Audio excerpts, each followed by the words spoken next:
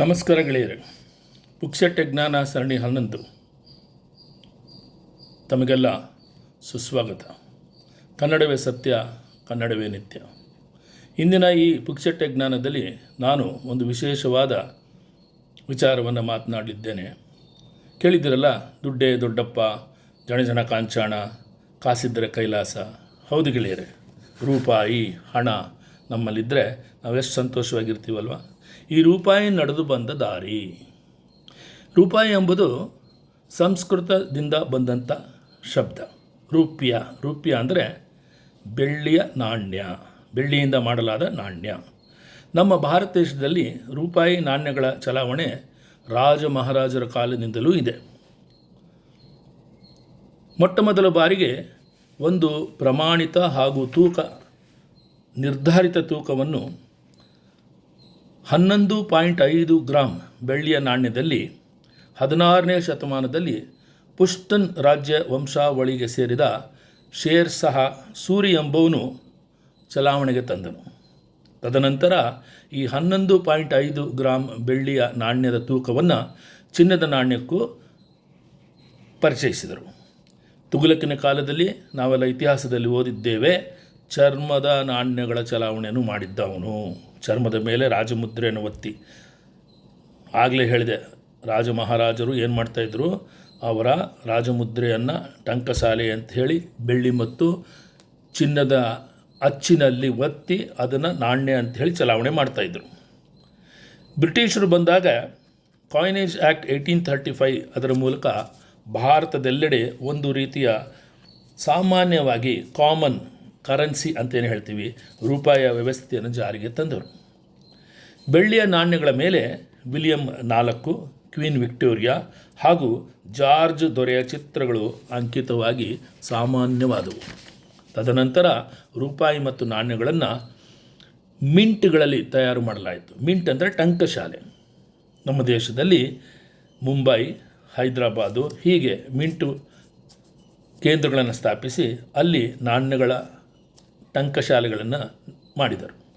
1935 ನಂತರ ಇಡೀ ರೂಪಾಯಿಯ ವಹಿವಾಟು ಭಾರತೀಯ ರಿಸರ್ವ್ ಬ್ಯಾಂಕಿನ ಅಡಿಯಲ್ಲಿ ನಿಯಂತ್ರಿಸಲ್ಪಟ್ಟಿತು. ಮೊಟ್ಟ ಮೊದಲ ಕಾಗದದ 5 ರೂಪಾಯಿ ನೋಟು, ನಂತರ 10 ರೂಪಾಯಿ ನೋಟು, 100 ರೂಪಾಯಿ ನೋಟು, 1000 ರೂಪಾಯಿ ನೋಟು ಮತ್ತು ಗರಿಷ್ಠ 10,000 ರೂಪಾಯಿ ನೋಟುಗಳನ್ನು RBI ಹೊರತಂದಿತ್ತು. 1957 ಹೊತ್ತಿಗೆ ಹೊಸ ದಶಾಂಶದ ಪದ್ಧತಿಯ ಪ್ರಕಾರ ಭಾರತದಲ್ಲಿ ಹಣಕಾಸು ತನ್ನ ಹೊಸ ರೂಪವನ್ನು ಪಡೆಯಿತು. 1 ರೂಪಾಯಿಗೆ 16 ಆಣೆ, 4 ಭಾಗಗಳು, 25 ಪೈಸೆ ಮತ್ತು 50 ಪೈಸೆ.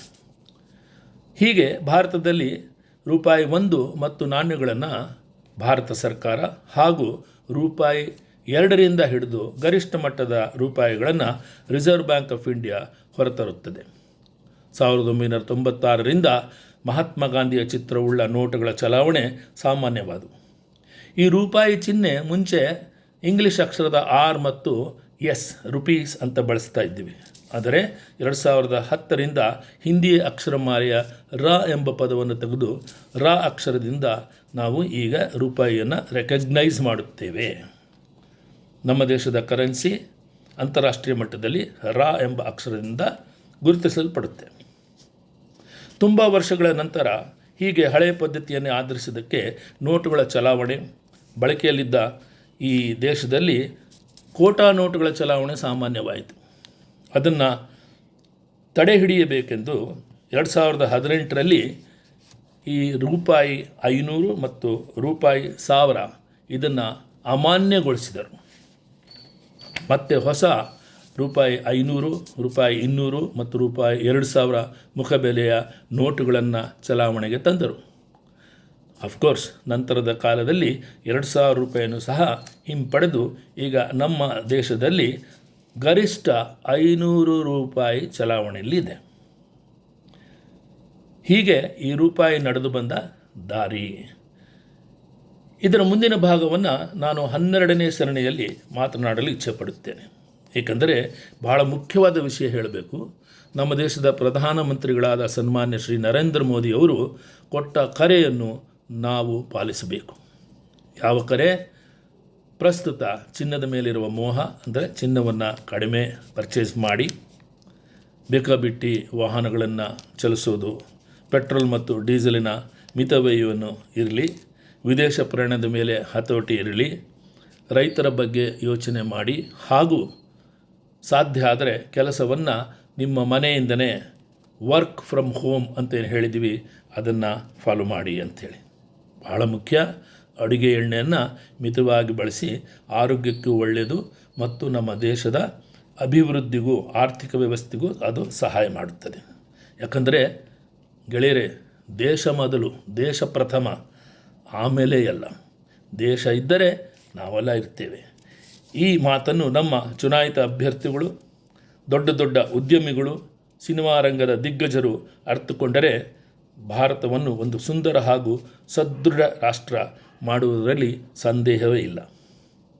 ಮತ್ತೆ ಬರ್ತೀನಿ ರೂಪಾಯಿಯ ಕಥೆ ಹೇಳಲಿಕ್ಕೆ. ನಮಸ್ಕಾರ. ಸರ್ವೇ ಜನ ಸುಖಿನೋ ಭವಂತು.